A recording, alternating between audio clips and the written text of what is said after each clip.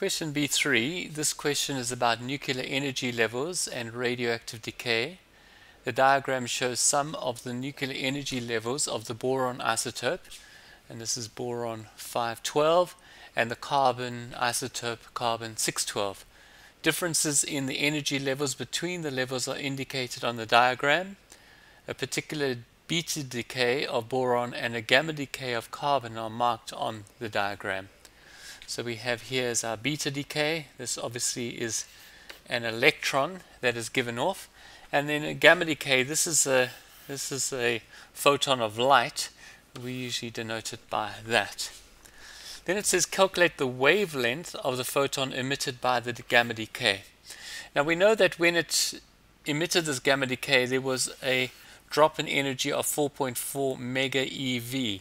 That was the amount of energy that it was taken away, given off, and so this must have been taken by the gamma photon. Now to work out the energy of that, we would need to firstly convert this mega eV into joules, because we're going to be working with this formula over here. E is equal to HF. So it would be 4.4 times 10 to the 6, because you have mega, and a mega is 10 to the 6. EV, now we'd want to put that into joules, so we'd have to multiply that by 1.6 times 10 to the negative 19, and that will give us our energy in joules. Now, to work out the wavelength, we're going to be using this formula. So we've got E is equal to HF, but we're interested in the wavelength, not in the frequency. So because our C is equal to frequency times wavelength, wavelength is equal to C divided by F, we can rewrite this as HC over lambda, and therefore lambda is equal to HC over E, and then I can put in my values. This is 6.63 times 10 to the negative 34 times 3 times 10 to the 8 divided by, now our E, remember, is this value over here, 4.4 times 10 to the 6 times 1.6 times 10 to the negative 19. Now I'm going to do this calculation on the calculator just to go through that with you, because it's easy to make a mistake with it. Notice that you're going to have to divide all of this into all of that. So you're actually going to need two sets of brackets.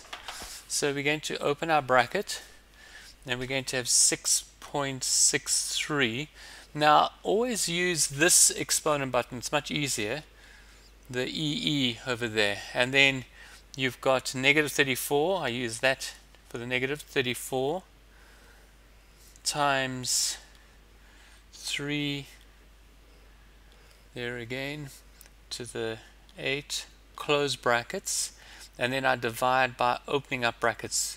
So we're making sure that we're dividing the whole thing by the whole thing, and that's going to be 4.4, again my exponent, and that's to the 6 times 1.6 exponent the minus 19, close bracket, enter. So I get the wavelength is that whole number, 2.8 times 10 to the negative 13. Now we've got obviously a lot of accuracy there. To what decimal place will I go? Well, I'm basically, my energy that I'm given here is 4.4, one decimal place, two significant figures. So I would write that as 2.8 times 10 to the negative 13, and that will be in meters, like that.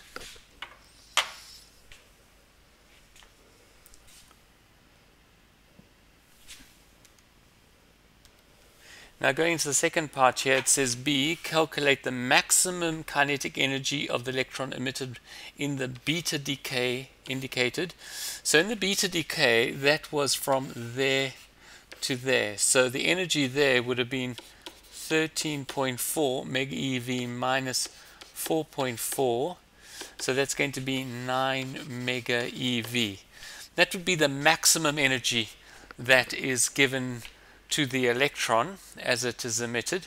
Now, question C, it says explain why the electrons emitted in the indicator beta decay of boron do not always have the kinetic energy calculated. Well, when an electron is emitted in beta decay, you also have an anti-neutrino.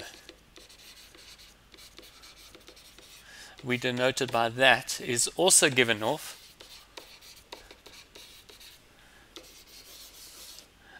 which takes some of the energy. So your energy plus energy of the anti-neutrino plus the energy of the beta decay, the electron, would add up to this 9 mega eV, and therefore the energy, the kinetic energy of the electron would probably be less than 9 mega eV.